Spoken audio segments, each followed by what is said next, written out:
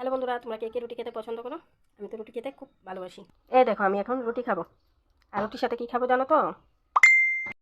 এই দেখো, রুটির সাথে খাবো লাই পাতার ভর্তা।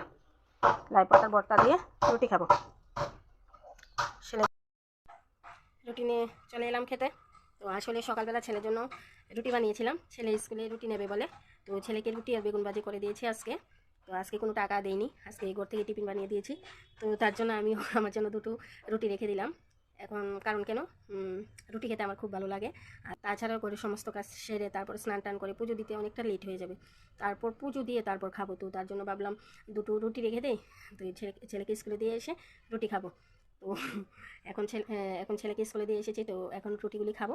খেয়ে তারপর ঘরে সমস্ত কাজ করে তারপর স্নান করে পুজো দিব, তারপর ভাত খাবো। অনেকটা লেট আছে।